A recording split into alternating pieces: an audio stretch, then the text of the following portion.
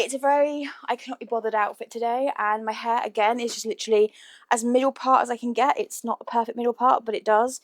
And yeah, my hair is currently like dark brown and pink. This is actually about 5 washes out of the pink, and it's still in my hair like really, really well. I highly recommend it if you want like a really long lasting colour. This is actually Colour Freedom, and I found their pink pizzazz one isn't as great, but this is the magenta one, whatever it is, Magenta Dream or whatever it's called. And I find that Magenta Dream just stays in my hair. I've had my whole hair pink before, but I'm actually really vibing with the simple like just dip dye look of my hair. I do love pink though. I love having my hair pink. I don't necessarily, pink's not my favourite colour, purple's my favourite colour, but purple is a very hard colour to achieve and for it to stay, if that makes sense. But anyway, let's get on to the little chat with me. I'm going to grab my drink. You can grab a drink too, because I've got this one. I've got a tissue underneath it because it's wet on the glass because I had ice in it and condensation. But it says, this tastes like getting my shit together. So we are going to get our shit together, and I'm going to talk a little bit about my fears. My fears. And I feel like if I air my fears, I feel like it's less likely for them to come true. Or not less likely for them to come true, but just a bit more like I'm manifesting them not to come true. So I'm hoping that these do not come true. I'm not manifesting them, I'm de-manifesting them. So the first worry that I have, just in general, is money. Money is a big one. Money is a absolute massive deal for me. And when I'm around other people, I talk about money so freely. I talk about money on the internet, and people then assume that me talking about money isn't a big deal, and they think, oh, it's not a big deal because she's talking about it freely. No, I do actually struggle a lot with money worries, anxiety over money, and I struggle about a lot when I worry that I'm gonna go bankrupt, or I worry that I'm not gonna be able to manage my money, and I worry just about everything. I worry about every single little tiny detail, which is so annoying. The second worry that I have is that I'm never going to meet someone. I'm never going to meet someone, and to go along with that, that I'm never going to have kids. Having kids is a big dream of mine, and I've always wanted to be a mum ever since I was a little girl, and I have a big fear that I'm never going to meet the one. I'm never going to like be a mum, and I'm never going to fulfill. I've got so much love, as I said previously in this vlog, I've got so much love that I want to give, and I just kind of feel that I worry that it's never going to happen, and that's another big worry. I suppose another big worry for me currently is I'm due to have bariatric surgery at the end of September, and I worry that it's either not going to work, or it's going to go wrong in some way, or I'm going to struggle loads and not have a lot of support around me because none of my immediate family or friends have had this surgery before or even considered it. So I don't think a lot of my family and friends know simply how hard it is to A, get the surgery, to be put on a waiting list for surgery, C, have all of like the worry that comes along with surgery in general, and D, just have to do it alone. Like, I'm having to do it alone. I'm having to go through this surgery alone, but I know that going through this surgery and going through weight loss surgery, and then I think positive. If I think that, oh yeah, I'm going to go for this surgery, it's going to help me lose weight, my fertility will then hopefully increase, and then I know this sounds so vain, but skinnier women, or women that are of a normal body type, and I say normal in inverted commas for those of you who either can't see or aren't watching this as a video, I say normal body type because what is normal? Like, everyone has their own perceived normal, but I know that like people who are of a normal BMI, should we say, or a perceived normal, are generally seen as more attractive. And again, more attractive, what is more attractive? Like, I have some people say to me that I'm really attractive, and I don't see it because I personally have really, really low self-esteem. And my best friend literally, like, she said, because my best friend's really, really hot, right? I don't know whether you've seen any of her TikToks. She is like, she knows, she is really pretty, really, really beautiful, doesn't really have to put makeup on, like, is just super talented and everything, and I get to sing her praises. And so I was chatting to her the other day, and she just goes, oh, I've got like so many men that have liked me, and obviously I don't really, she's on dating apps as well, and not necessarily looking for someone, but if someone comes up, then she'll try, you know. But for me, it's just like so my best friend is 4 years younger than me, And she is, as I said, not really looking for someone, but for me, like, she says to me, oh, I've got like over 50 people who have liked me. I goes, that's because you're hot. And she goes, and so are you. And I goes, I'm not. And she goes, Deanna, I don't you just sit you down, do I? And tell you that you are hot. And I was like, like, I really don't. And I think it's because I lack self-esteem. And a lot of the time when I get, like, especially a guy messaging me, my best friend's like, this is how you got to respond and stuff like that. Because my only ever relationship was with a woman, and that didn't go very well. But I've never experienced being in a relationship or a potential relationship with a guy. And so she's like helping me to formulate answers, and not in a bad way, just in a way of, this is how I want this is how guys want you to respond. They like confidence. And I'm just like, but I don't have confidence. And she's like, you've got to have it for this, girl. You've got to have confidence. And I'm like, I can try. But I think the other thing that I'm worried about, and the other thing that I'm hoping is going to fix itself in the next couple of months, and I was manifesting that I would be monetized on YouTube on my birthday. My birthday is the 18th of August, so if you're watching this, thank you so much for even just clicking on this video. And I know this one's going to be a long one, but I'm hoping that you're enjoying the rambling chats and you get to know me a bit more, get to feel like you've got a connection with me, because I feel that when I watch YouTubers, I feel that I have a connection with them, and I would love to build an absolutely amazing community that supports each other in the comments and feels free to like just chat about anything I've said, and is such a positive shed of light on this world. Because yes, I'm the person who's recording these videos, but I still want to have like a community where you can all make friends in the comments, and like we can all have a little chat in the comments, you know? Like, so if you've got this far in the video, thank you so much. And leave a little flower emoji in the comments if you've got this far, because I would love to see, like, any flower, it doesn't matter what flower, sunflower, tulip, rose, whatever you fancy, whatever your favourite one is, leave it in the comments. Because I would actually love to see who is actually listening at this point, but also who's actually got this far, and who is loyal, you know?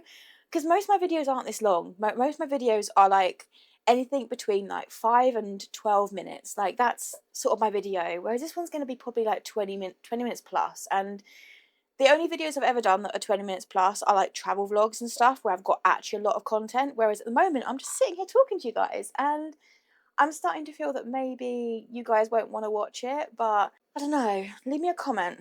Do you like this sort of sit down video where I'm just talking to you and rambling about my fears for the future? Because I definitely have a few of those. But I've been cleaning my flat up a lot, and I feel like loads of people just, they post these sorts of videos online, and I don't know. I feel worried about the future, and I feel worried that I'm never going to become the person I really want to become. Like, in an ideal world, my dream is to get monetized on YouTube, to be able to make enough money from AdSense and like sponsorships and stuff like that, to be able to quit my part-time job, to then be able to get myself off benefits and be able to start saving a lot of money, you know, and then start to work sort of up that ladder. And I would love for this all to happen like within the next 6 months, but I really doubt it's going to happen in the next 6 months. And I think when I started YouTube those 2.5 years ago, I was like, oh, this is going to happen in X amount of time, and this is gonna be my full-time job by 2022. No, it's not, Deanna. Like, I posted my first video, I think it was like March or April of 2021 or 2022, something like that. I've been doing this for about 2.5 years, and I thought by the year and a half mark, I'd be monetized, I'd be making money and stuff like that. And the truth is, I'm not. I'm doing this for pure passion. I love it. I love sitting down and talking to a camera now. It's kind of become a bit of a solace for me. The last thing I've really been worried about, and the last thing that's really been on my mind, is actually my grandmother. And for those of you who don't know, I lost my grandmother back in 2019, and she died during the pandemic. I couldn't see her, and I think it was 2019, but she died, and I couldn't say goodbye to her properly. Like, I also, because of living away from home, not being close to home, hadn't really paid many visits to her. And when I had been home, my dad had said, no, you can't go in and say hello to her, sort of thing, because you might have COVID. Although I was testing regularly and I didn't have COVID, but you know, it was his rules, he put his foot down, that's fine, whatever, what's done is done. But it meant that I never really had a final goodbye with her. And I remember, like, literally knowing she was really unwell and knowing that she'd been moved from the hospital to a hospice, and then sort of my parents turning up. So my mum visits every fortnight, and this was kind of like my parents had then turned up on the week that they weren't supposed to, and my dad had come, which my dad never comes. And so they just turned up unannounced. And because they weren't supposed to be here, I'd actually walked to Sainsbury's, and I'd like was on my way back, and mum said, "We're at your back door, like, where are you?" And I said, "I'm about 5 minutes away, I'm just walking back from the shop."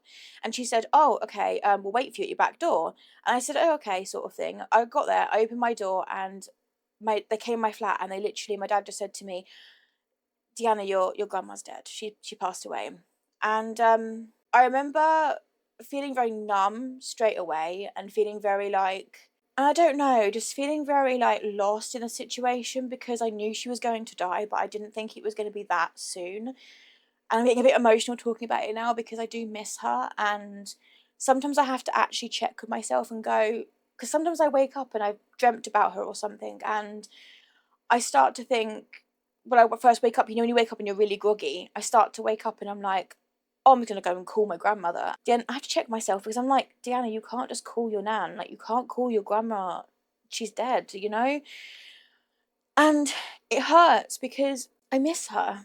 I really do. She was the only grandmother that I actually formed a bond with, and she looked after me from a very, very young age, when my parents used to work like all the time. Like, they used to work two full-time jobs. My nan used to almost, like, you know, when most kids go to nursery or like daycare or something like that. But I used to go to my grandmother's, and my grandma used to play games with me and all that sort of stuff. And I just felt that, I don't know, when my dad told me that she'd passed away, it was all of a sudden. She'd been moved from the hospital to the hospice, and it was less than 2 weeks after that she passed away. And I didn't cry, I don't think. I can't remember crying. I can't remember doing anything. I remember giving my dad a hug, which he actually, I think, needed as much as I did, because it's his mum. And I don't know, I remember just having the instant of having to be strong.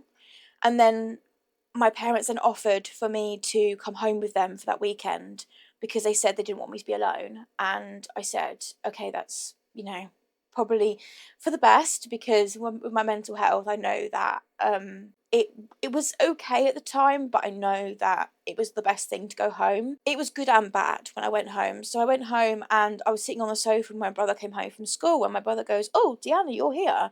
And he was shocked that I was here, and he said in hindsight he knew something was up, the fact that I was at home, because I never go home anymore. Like, I stay at my house. I don't go to my parents' house anymore.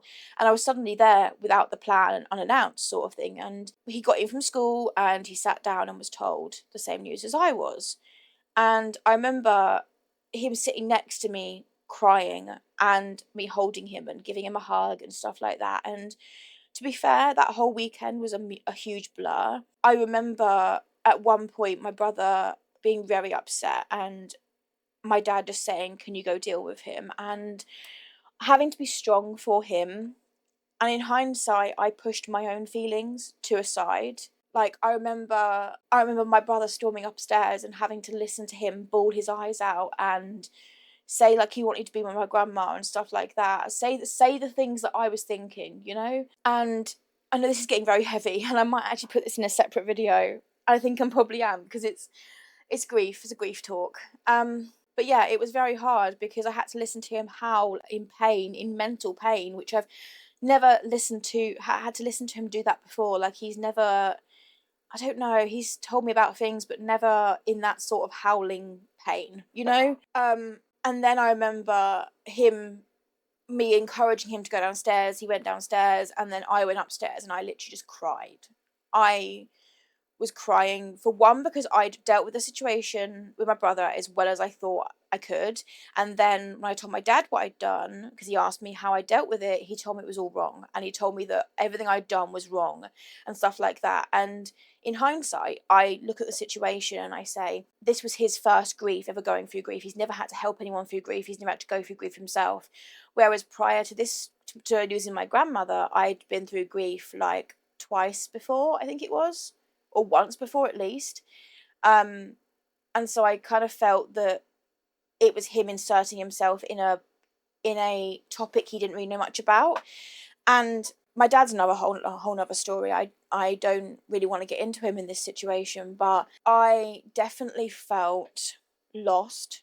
And I remember then coming home on the Monday, and I think it was like during the Easter holidays or something, so I didn't have work and all that sort of stuff. And I think I hid it from my boss, and I hid it quite well, to be fair. And then when it got to her funeral, I remember bawling. Like, all the emotions that I had kept pent up in my body and in my brain and everything, I just let out during her funeral. I don't know what it was. I think it was the idea of knowing she was in that casket, and knowing that this was the final of the final, and that she was actually dead. I think that's what really hurt. The knowing she was actually dead. Like, we didn't have an open casket or anything like that. It was closed, but just knowing that we were all here for a common reason, and it was true in a way. Like, I knew it was true before, like, but for some reason it made it even more true. And I remember just bawling, and I was actually sitting next to the middle brother, so not the youngest one, and I remember bawling my eyes out, and him actually comforting me, which he's never comforted me, like, not in a bad way. He just doesn't really connect to his feelings, like, he's a typical, like, man. But I was very much just, I don't really remember much that service because of how upset I was. And I just recently, the grief has been coming back, and recently the feelings of I miss her have been coming back, and I'm actually like just really upset that she's gone. And I don't know whether it's because it's like coming up 5 years or something like that. I don't really know. But sorry, camera battery died. And we were really in the fields for a second. But yeah, it's been really difficult these past couple of days, these past week or so, because I've been struggling with the feeling of I miss her. And the closest thing I have to her at the moment is baking. Baking is something we used to do when I was a little girl, and I love it for that reason. I love baking because it's something that I used to do with her, and it's something that I can feel somewhat connected to her with. And I actually got a tattoo for her on my ankle that is a pink daisy chain. And the reason it's pink is because the daisies in her back garden were pink, like little pink tips on the ends of the flowers. And the symbolizing, it says on the actual front of it, it says I love you to the moon and back. And the reason it says that is because I was actually on the phone to her, like when she was in the hospital. She was given a mobile phone so we could call her and get in contact with her and stuff. And the last thing I said to her, one of the last things I said to her was, I love you to the moon and back. And so I got that on my ankle too. And then I got her initials on my ankle as well, as part of a whole compilation of a ankle daisy chain tattoo. And it's beautiful. It is actually really, really beautiful. And I'm glad that the artist was able to do it on her birthday, what would have been her birthday. I don't know. It's been really hard recently. I don't know.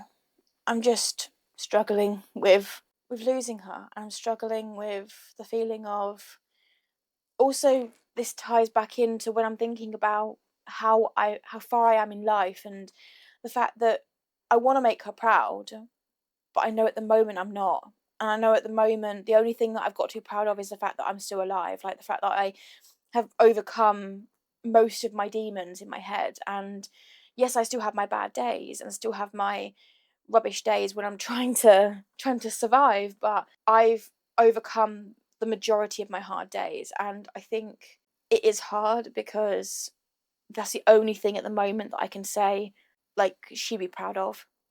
I think she was a very, like, I loved her, right? And she was a very straightforward thinker. Like, she'd be proud of, like, she was really, really proud when I started like nursing, and was really, really proud when I then went into midwifery. And she knew I was a bit kind of like didn't really know what I wanted to do.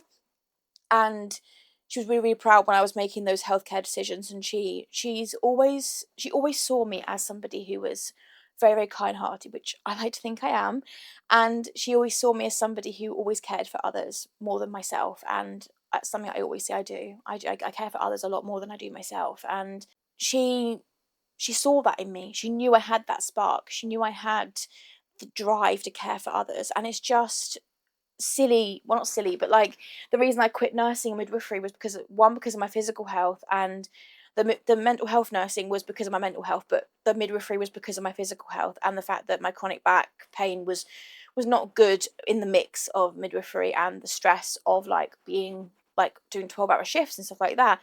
I definitely would consider going back to midwifery, but it would be something that I would do if and when, like, after the surgery, after my weight loss surgery, I would potentially go into it, depending on where my life is at that point. But I know that if I did get a full-time job, like being a midwife or a nurse, I think my nan would look down on me and go, "I'm so proud of you." Like, that is something she'd be proud of. I think she'd be proud of me no matter what, but I just think that she'd be proud of me as long as I was happy, and as long as I was making money in life, and as long as I was happy, healthy, and stable in all elements, like financially, physically, mentally, all that sort of stuff.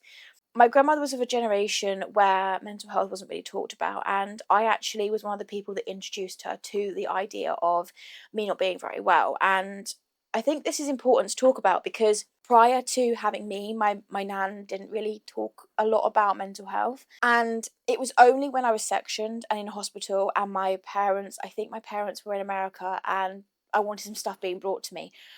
My auntie and uncle knew a bit more about everything, and my auntie did actually drop a few things off for me. And then my grandmother, my granddad found out that I was unwell, I was in hospital, but they didn't know anything else more, sort of thing. And then my dad, I think it was, or my mum, told them the hospital I was at. My granddad then Googled the hospital and found out it was a mental health facility. And then that's when they had to kind of go, whoa, she's not in for a physical health reason, like how they probably thought.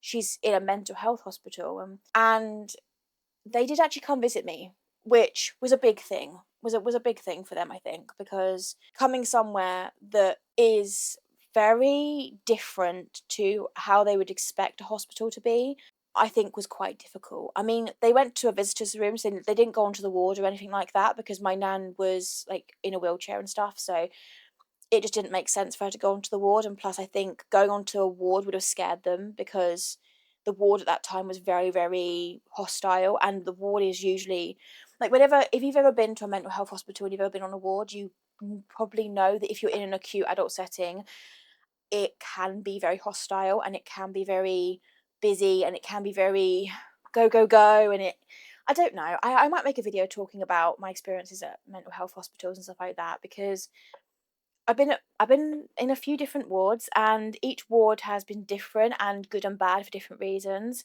Like, I might talk about that, but in terms of my nan, she actually did visit me once in this hospital, and I think it opened her eyes to a new, different world.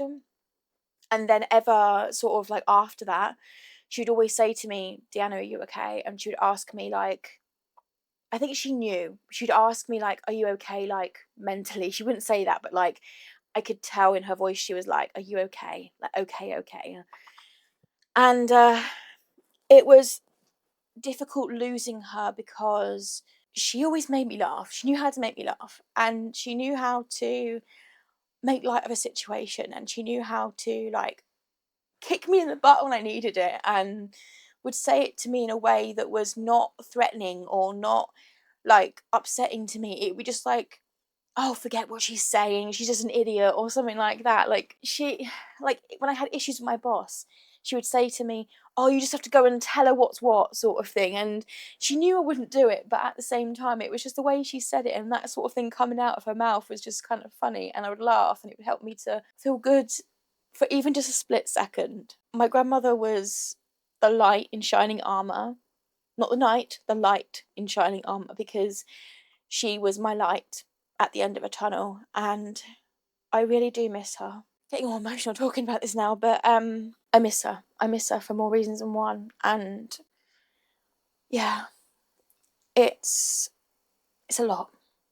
But I think I need to get on with my day because I've been talking about this for ages, and I need to kind of like, I need to make myself feel okay, because otherwise I'm gonna spiral, and I'm gonna put myself into a mood that I do not want to be in, and I need to, yeah, I can't put myself into a depressive mood today. Not that I can choose, but I haven't slept, so I think that's why recording this video is so raw, because I haven't slept, I'm tired, it's a lot. But if anyone out there is struggling, I feel you. If anyone out there has ever lost someone, a loved one, a family member, a friend that is close to you, it is hard, and I believe that you'll get through this. So like I say at every single one at the end of my videos, I believe in you, even if nobody else does. And I shall see you in my next one. Bye.